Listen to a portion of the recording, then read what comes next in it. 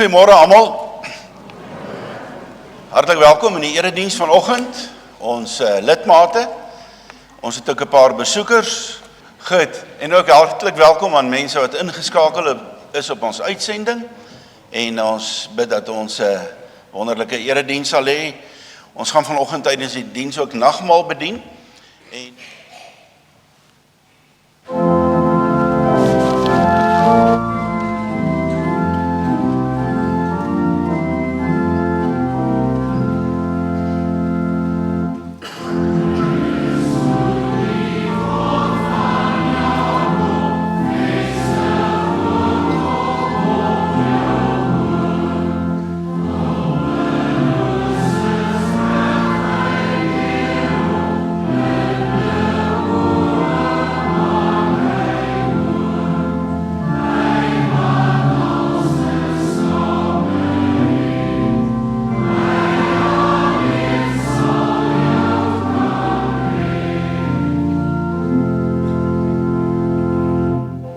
geliefde gemeente, genade, barmhartigheid, vrede en liefde word julle geskenk van God ons Vader en die Here Jesus Christus deur die kragtige werking van die Heilige Gees. Amen. Broers en susters, ek stel julle voor, Jaco, Leonie, Ilse, sorry, en Loan. Eintlik hoef ek hulle nie voor te stel, hulle Skalk se dogter. Sy was al lank al hierso, julle was op 'n stadium hierso. Hulle was weg, maar nou is hulle terug waar hulle hoort.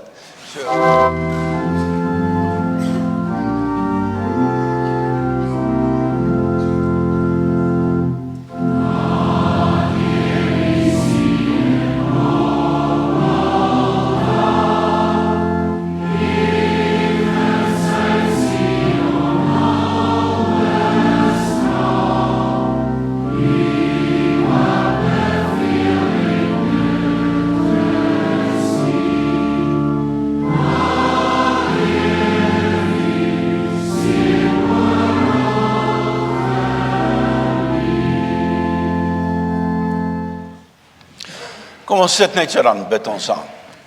Troue Vader in die hemel, ons dankie vir hierdie wonderlike pragtige oggend, waarop ons so as gelowiges byeen mag wees, saamgebring deur die genade wat U aan ons bewys het, deur die geskenk wat U vir ons gegee het, van die geloof. Ja, ons weet, Here, dat ons na U gryp, en dat ons na U soek. Baie keer dink ons, dis onsself wat U gevind het.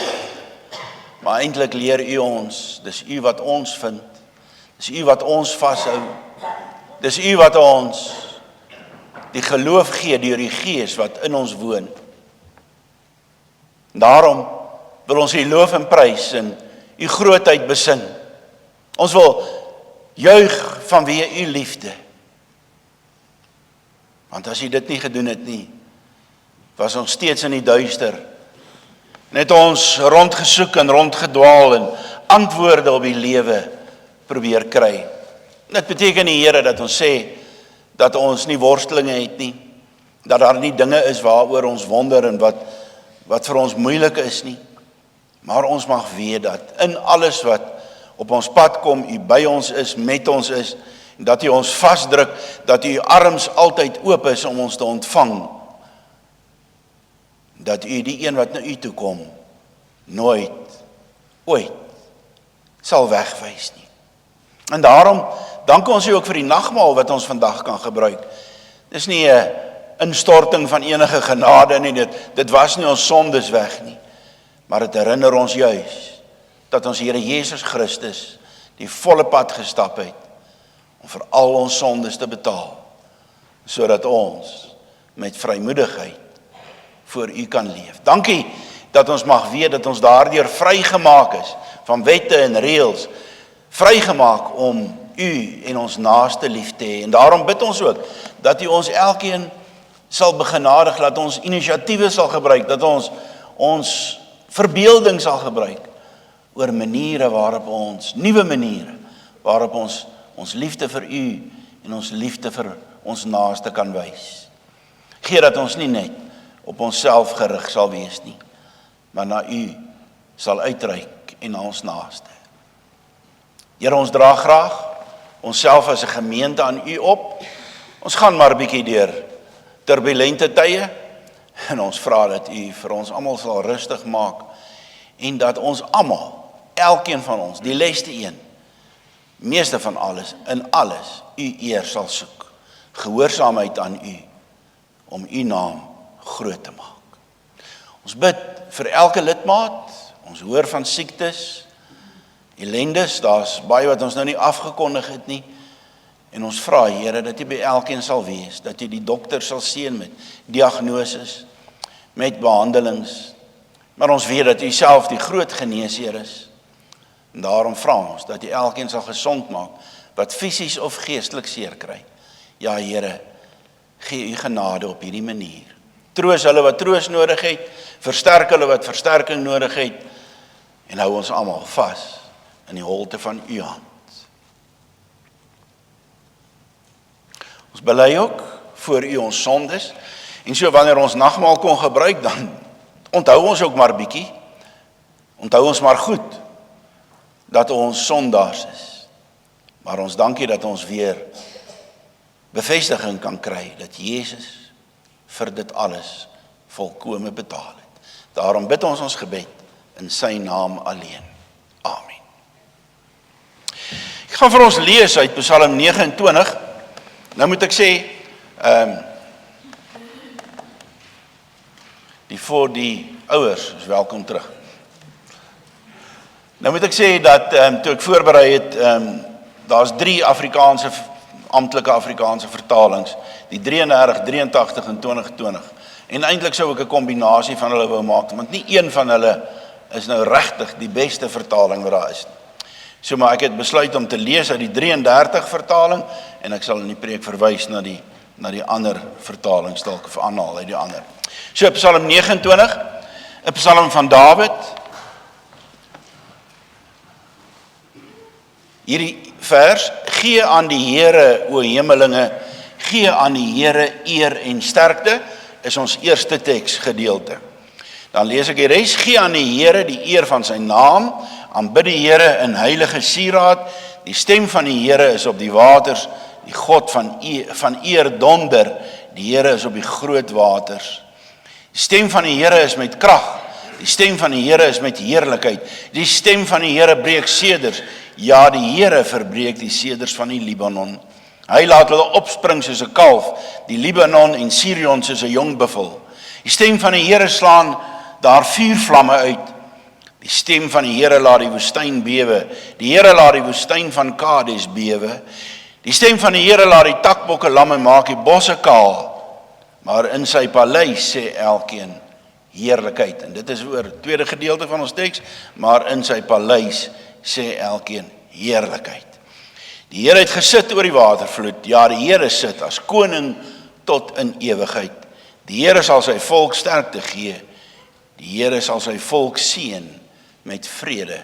En daai laaste frase is ons derde gedeelte. Die Here sal sy volk seën met vrede. So, gee aan die Here, o hemelinge, gee aan die Here eer en sterkte, maar in sy paleise elkeen heerlikheid. Die Here sal sy volk seën met vrede. Kom ons sit net so, dan bid ons saam. Vader, ons het hierdie Psalm gelees. Ons hoor wat daar gesê, skryf staan ons. Miskien wil ons dit bietjie beter verstaan en wil ons die boodskap daarvan kry, en daarom vra ons dat U deur die Gees teenwoordig sal wees, dat U my as prediker sal lei, dat dit elkeen van ons wat as hoorder hier is, sal laat hoor wat U Gees aan ons sê. Seën ons by die oordenking van U woord. Amen. So, ek sê, dit is nou maar net so eenvoudig gevolg van omstandighede, dat wanneer ons besig is met mekaar te maak kry, dat ons almal so 'n bietjie kop krap oor die onlangse synode besluit. Ons gedagtes gaan so half onwillekeurig daarheen, en ons dink aan die implikasies daarvan vir die gereformeerde kerk Benoni.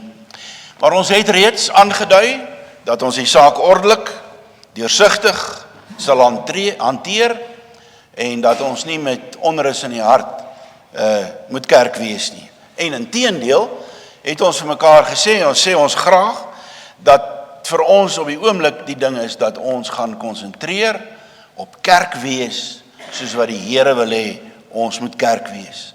Ons wil en moet en gaan 'n hardwerkende, gesonde gemeente van ons Here Jesus Christus wees.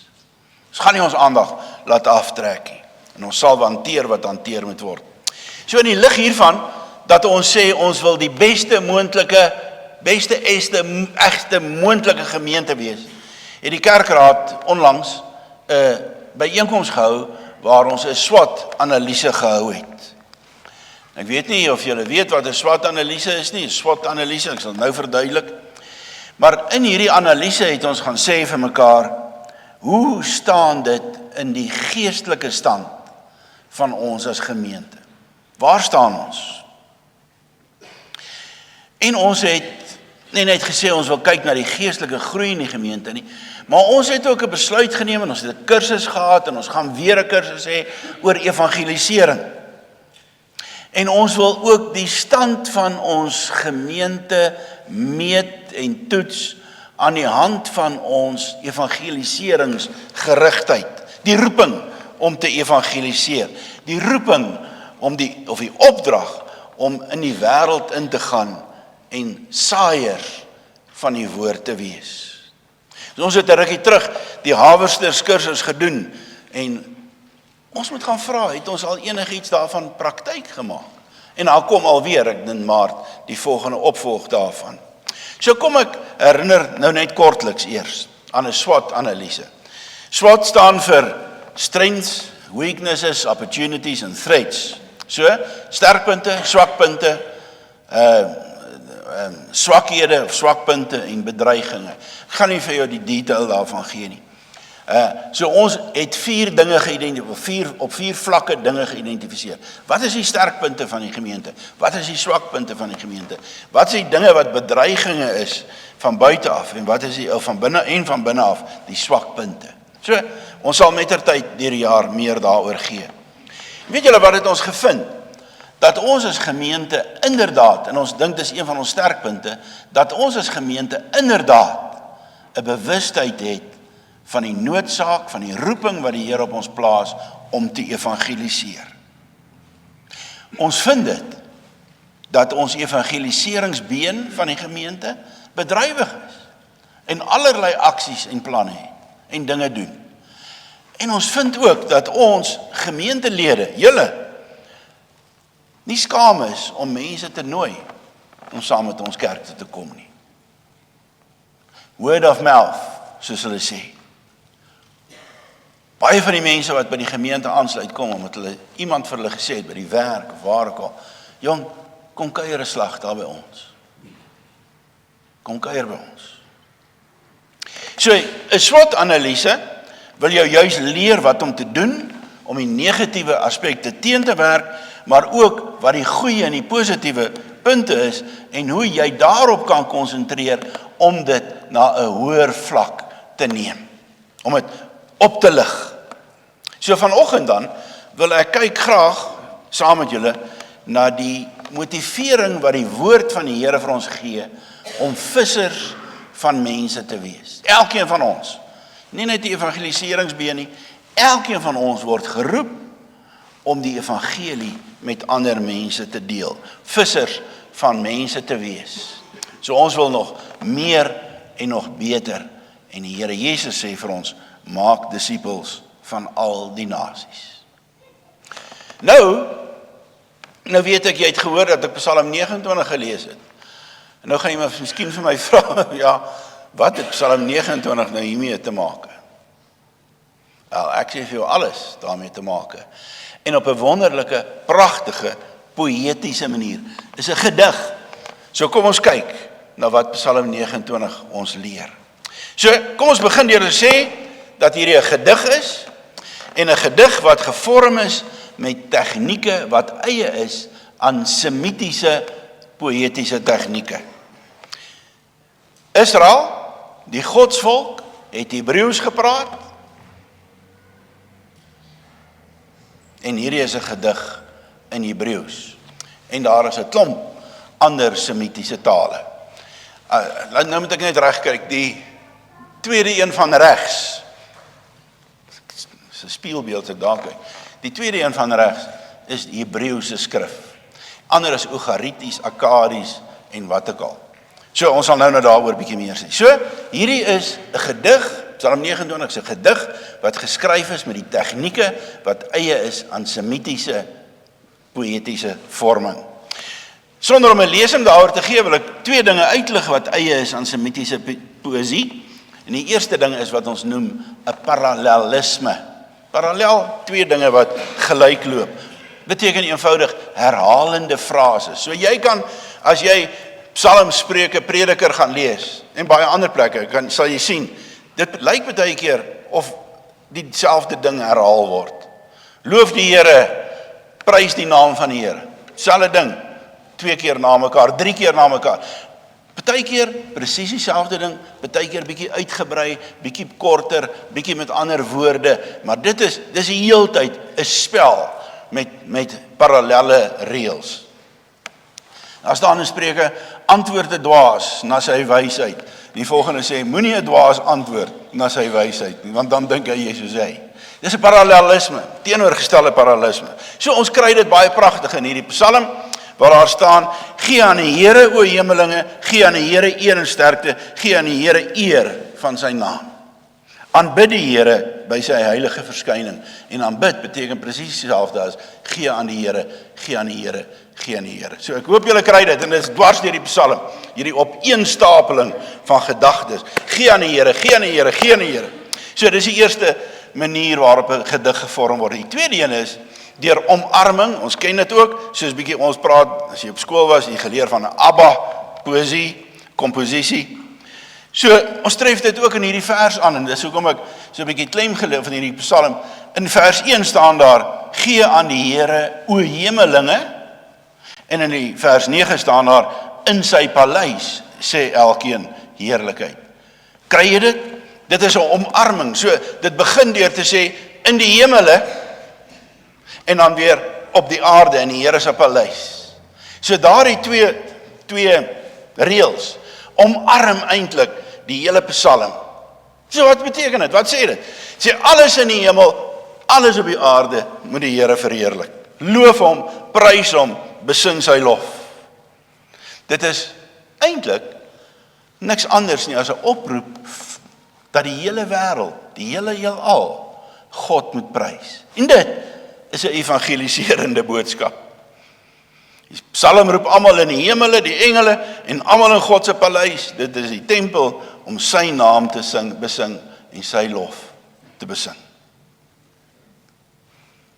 Nou geliefdes, in hierdie Psalm word hierdie oproep gedoen nie deur mense nie. Die oproep om op God te vertrou kom van God self af. Dis hy. Daar staan in vers 3, die stem van die Here. Dis die stem van die Here wat roep. Laat alles in die hemele, laat alles op die aarde sy naam verheerlik. Maar geliefdes, hoe hoor die skepping die stem van die Here volgens Psalm 29? Daar's 'n beeld wat gebruik word. Ek wonder of julle dit gekry het toe ons dit gelees het. 'n Fantastiese beeld. Die stem van die Here weer klink oor die waters. Dis die magtige God wat die weer laat dreun. Die Here self is op die groot waters. Die stem van die Here is magtig. Die stem van die Here is vol majesteit. Sien julle weer die reëls wat mekaar volg. Maar kry jy dit wat daar geteken word, die beeld wat gebruik? Dis 'n magtige storm wat opkom. Dis wat hier geteken word. 'n Ongelooflike donderstorm, 'n magtige donderstorm. En nou sê die Here, wanneer hierdie storm uitbreek, moet jy sy stem hoor. Dis hy wat praat. Dis hy wat sê, kom na my toe, kom buig voor my, gee my die eer wat my toekom, besing my lof. Ja, wanneer die donderstorm losbreek, dan sê die Here, laat alles in die heelal die Here prys. Was jy al vasgevang in 'n storm, terwyl jy nie beskerming het nie? Weerlig slaan, donderslae, dreun. Dis angswekkend. Dan sê die Here dat nie weet, dis hy wat gesels, dis hy wat praat, die magtige God. Dit het my laat dink aan Luther, en dis hoekom ek daai lied laat sing het, 'n vaste burger is onze God, die groot Duitse hervormer. Ken julle sy storie? 2 Julie 1505, 2 Julie 1505 was hy as 'n student op pad toe 'n storm hom oorval het. En daar het 'n weerligstraal baie naby aan hom geslaan en hy's plat geslaan. Nie deur die weerlig self raak nie, maar baie naby. En daar lê hy in die modder en hy bid. Hy's 'n regsstudent gewees. En hy sê vir die Here, hy beloof vir die Here, Here, as U my hier red uit hierdie storm uit, sal ek gaan teologie studeer. Ek sal 'n monnik word. Die Here het hom gered. Die res is geskiedenis. Dis toe dat hy hierdie lied gedig het. 'n vaste burg is onze God. Ons skuil in hom, die sterke. Hy is 'n vesting in die nood. Vir ewig staan sy werke. En dan volg die res van die gedig waar die voortgang van die storm, soos dit oor die berge kom en soos dit oor die vlaktes kom, word verder geteken. Die stem van die Here kloof die seders van die Libanon, die berge waar die seders is. Hy laat die Libanon bokspring soos 'n kalf. Kan jy sien hoe die bome beweeg in die wind en in die weer? Die Sirions is 'n jong bees. Die stem van die Here laat weerlig uitslaan. Die stem van die Here laat die woestyn bewe. Die storm gaan oor die woestyn. Die Here laat die Kades woestyn bewe, die duine waai.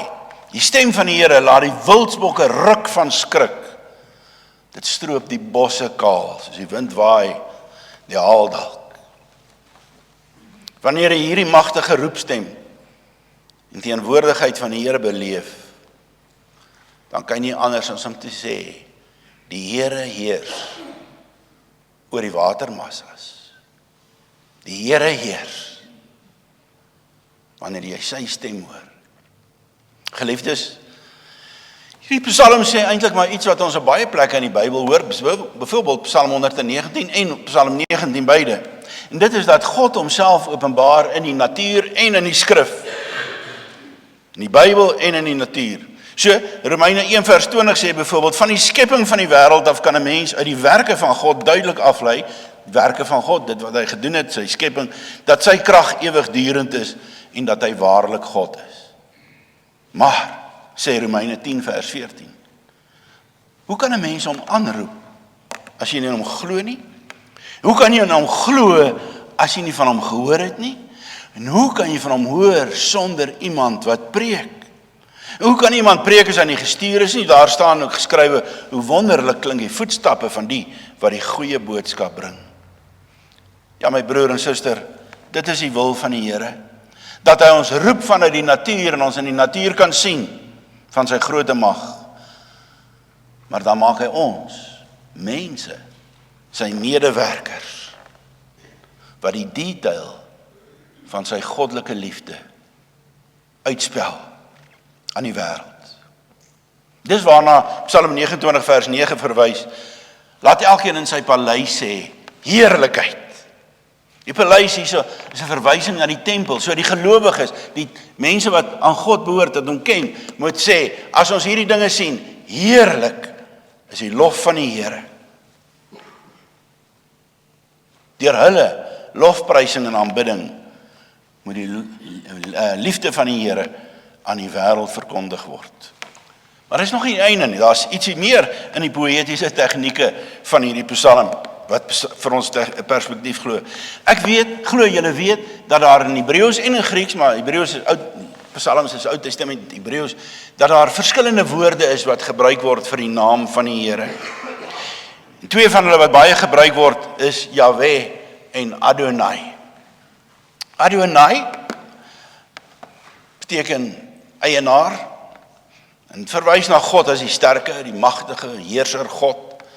En die 33 vertaling vertaal dit met Here, met een hoofletter en dan kleinletters. Die 2020 vertaling vertaal dit met my Heer. So dit is 'n algemene naam vir die Here. God wat groot is en sterk is. Maar die woord Jahwe, die naam Jahwe, is weer die verbondsnaam van die Here. Dis die naam wat hy gee vir sy kinders om hom mee te noem. Dis die naam van die Here wat in 'n verhouding tree. Adonai is God daar buite. Maar Jahwe is as jy hom ken, as jou redder, jou saligmaker, jou verlosser, as jou verbondsgod. Word in die 33:21-20 vertaal met Here met 4 hoofletters. Maar hier is die ding in hierdie Psalm. Daar is 11 verse.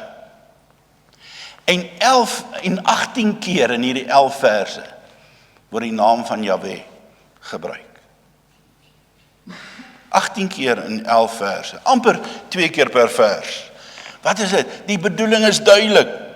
Dit is die Here, Jahwe, wanneer hierdie storm woed, wat sê, ek wil 'n verhouding hê met die mense.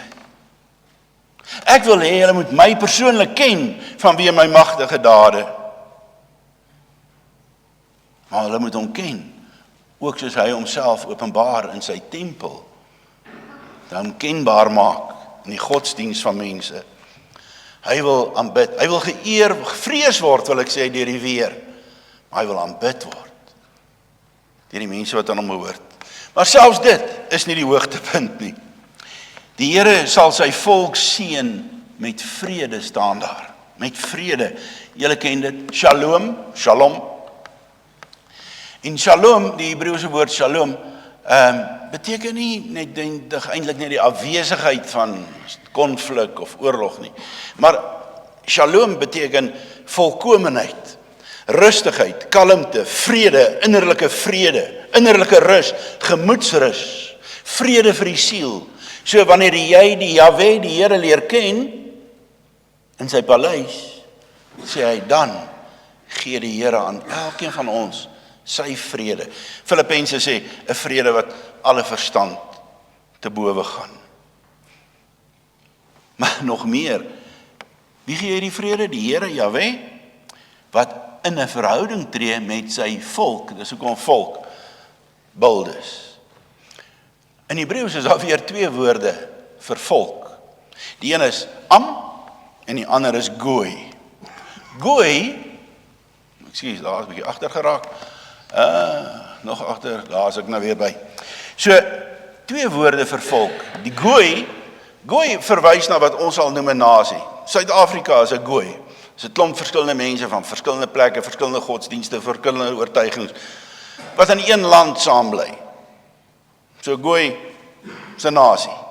Maar am is die woord wat gebruik word vir mense wat in 'n verhouding is met God, die godsvolk. En dis wat die Here sê. Hy gee vrede aan die godsvolk, aan hulle wat hom persoonlik ken as die verbondsgod. En nou is die vraag, hoe word 'n mens deel van hierdie godsvolk waar jy die vrede kan ontvang? Hoe word jy deel daarvan? Ons het 'n Nuwe Testamentiese perspektief. Deur ons Here Jesus Christus word ons deel van die godsvolk. Wanneer ons Jesus leer ken as ons verlosser en saligmaker, dan word ons opgeneem in die godsvolk met die voorreg en die genade van innerlike vrede wat in ons leef. Want hy het ons gekoop met sy bloed, toe hy die kruis gesterf het en oorwin het, sodat ons saam met hom kan leef. Ons het dit gelees in Efesiërs 2. Die ewige vrede word deel van ons, Filippense 4:7. En daarom, my broer en suster, is dit die Here self wat jou vanoggend ook uitnooi. Hoor sy stem. Hy nooi jou uit om aan die nagmaal te kom deelneem. Want ons is nou hier in sy geestelike paleis. Ons word saamgebind deur die brood en die wyn. En dit waarin die brood en die wyn ons herinner, ons Here Jesus Christus. My geliefdes, vergun my, daar's nog een aspek van hierdie Psalm wat ek moet uitlig.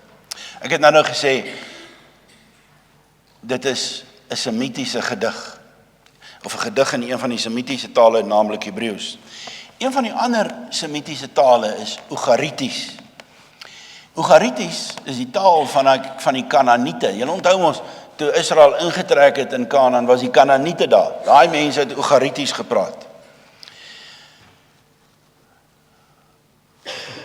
Bybelverklaarders, ek wil nie die hele storie vertel nie, maar ons het van hulle tekste ontdek, wat in spykerskrif geskryf is, maar die Bybelverklaarders is dit eens, wanneer jy Psalm 29 lees, dat daar poëtiese tegnieke is, die tekening van die storm, asook die verwysing na die Here wat sit op die watervloed, wat sinspelings is op Kanaanitiese of Ugaritiese poesie en afgodsdiens.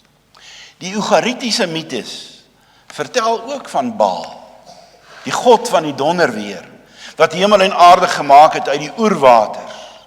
En die Libanon en die Sirion en Kades is deel van die noorde van Israel, eintlik half in die Kanaanitiese gebied, deel van die Ugaritiese grondgebied. So daarom is hierdie gedig by uitstek 'n evangeliserende psalm. Dit vertel aan die heidene, dit evangeliseer die heidene, om te vertel dat die God wat hulle aanbid, Baal, niks is nie. Dis nie hy wat die donderweer bring nie, dis nie hy wat die storm bring nie, dis Jahwe, die verbondsgod. Dis nie Baal wat uit die storm praat nie, maar die Here, want Jahwe het die oerwaters getem, sê Genesis 1. Hy stuur 'n storm oor die aarde, om sy lof op te eis. Hy tree in verhouding met sy volk. Hy is die verbondsgod, die een wat die ware vrede kan gee. Geliefdes, ek weet nie of ek vir jou iets kon oordra van die pragt van hierdie psalm nie. Ek het in verwondering gestaan oor die groote God uit hierdie psalm. Staan jy saam met my bietjie in verwondering? Die een wat aan ons vrede kom gee in Jesus Christus, wat die natuur, asook sy kinders, sy volk oproep om sy eer en glorie uit te basyn. Mag ons elkeen se hart so vol wees van die bewustheid van die ewige God, dat ons monde daarvan sal oorloop. Onthou, wat het Jesus gesê? As dit nodig is, sal hy die klippe roep om te verkondig. Mag dit vir die Here nooit nodig wees om klippe te roep nie, omdat ek en jy die lof van die Here verkondig vanuit sy tempel.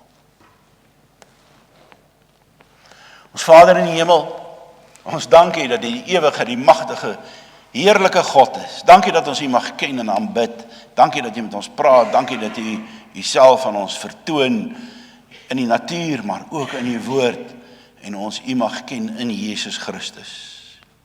Ons vra daarom, Here, dat wanneer ons nou nagmaal gebruik, dit met 'n heilige eerbied sal wees, omdat U groot is en goed is, die enigste ware God. Amen. Geliefdes, daarmee word julle deur die Here genooi om deel te hê aan hierdie nagmaal. Die brood wat ons breek is ons gemeenskap met die liggaam van Christus. Neem, eet daarvan, onthou en glo dat die liggaam van ons Here Jesus Christus verbreek is tot 'n volkome versoening van al ons sondes. Die beker van danksegging wat ons met danksegging seën, is ons gemeenskap met die bloed van Christus. Neem, drink daaruit, onthou en glo dat die bloed van ons Here Jesus Christus vergiet is tot 'n volkome versoening van al ons sondes.